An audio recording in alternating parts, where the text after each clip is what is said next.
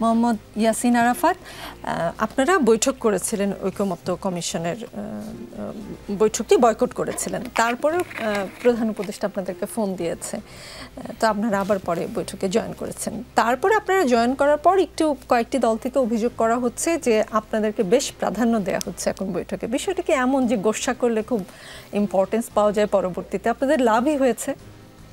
দেখেন, জামাত ইসলামী নিজের দলের লাভের জন্য আগের বৈঠকটি বয়কট করেনি, আচ্ছা, বরং দেশের স্বার্থে মানুষের প্রয়োজনে প্রথম দিন বৈঠকটি বয়কট করেছিলেন। আর উপস্থিত যেহেতু সেলিম ভাই ছিলেন, তিনি বলেছেন সেখানে কি হয়েছিল, আমি ওখানে ছিলাম না। আমি মনে করি কথা বলার সুযোগ যদি জামাত ইসলামী প্রথম দিন পায়নি, দ্বিতীয় দিন হাজির হয়েছে, একটু 2-1 মিনিট সময় বেশি নিতেই পারে, নেওয়াটা স্বাভাবিক। সেখানে প্রতিবাদ না করে হয়তো দৃষ্টি আকর্ষণ করলে ভালো হতো। তো রাজনীতির সৌন্দর্য হচ্ছে পরমত সহিষ্ণুতা, অন্য দলকে শ্রদ্ধা জানানো। আমার বিশ্বাস জামাত ইসলামী ছোট হোক কিংবা বড় হোক, দেশের 24-এর বিপ্লবের পরবর্তী সময়ে যারা দেশের জন্য রাজনীতি করেন, স্বাধীনতার সার্বভৌমত্বের জন্য রাজনীতি করেন, তাদের পক্ষে তাদেরকে সম্মান করেন, শ্রদ্ধা করেন, সে দলগুলোকে আস্থার জায়গা রাখেন। এখানে আগের দিন গোসা করেছে, বিষয়টা গোসা না বলে বয়কট।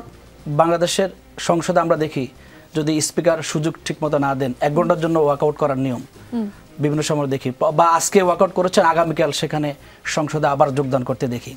আমরা একটা মেসেজ দিতে চেয়েছি, বাংলাদেশের সকল রাজনৈতিক দলের সাথে কথাবার্তা বলেই এপ্রিলে নির্বাচনের কথা প্রধান উপদেষ্টা ঘোষণা করেছিলেন।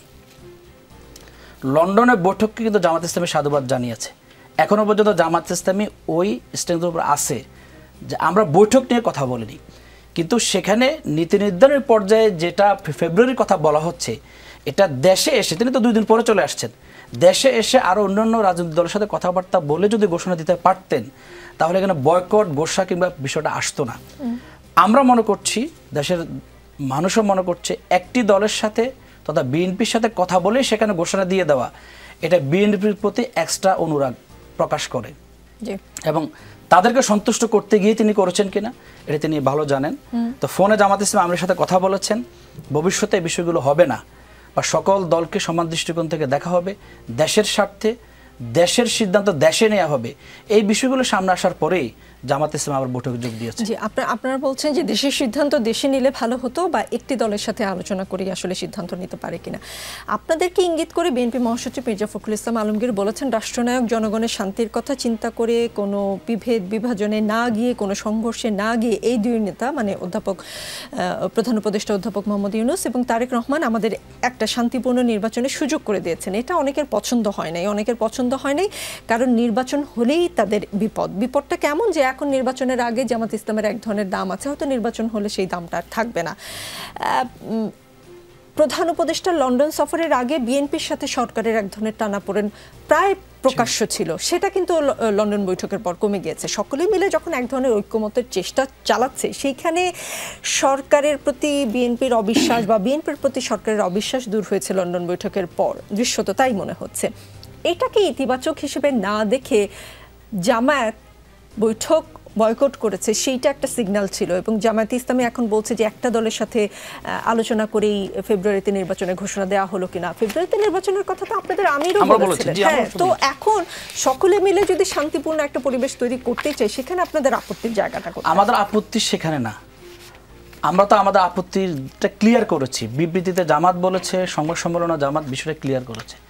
বৈঠকটা রাজনীতির বিউটি, এটা অবশ্যই বিগত 16 বছরে শেখ হাসিনা ফেসিবাদ কায়েম করার ক্ষেত্রে সবচেয়ে যেটাকে হাতিয়ার বানাতেন, যখন সংলাপের কথা আসতো তিনি বলতেন কাদের সাথে সংলাপ হবে, খুনিদের সাথে, এসে বলে সংলাপটাকে এড়িয়ে যেতেন।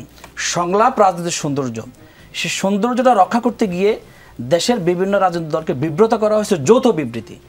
আমরা যৌথ বিবৃতির কথা সেখানে বলেছি, আমরা কিন্তু সংলাপে সাধুবাদ জানিয়েছি। মাত্র 2টা দিন তিনি অপেক্ষা করতে পারতেন, আমরা সেই জায়গাও জিনিসটা কথা বলেছি। দেখেন, সকল রাজনৈতিক দলের ঐক্যমতের ভিত্তিতে একটি সুন্দর নির্বাচন হওয়া, তারপরে জুলাই চার্টার ঘোষণা হওয়া, তারপরে বিভিন্ন সংস্কার সামনে আগানো, এটা তো আমরা এখনও চাই।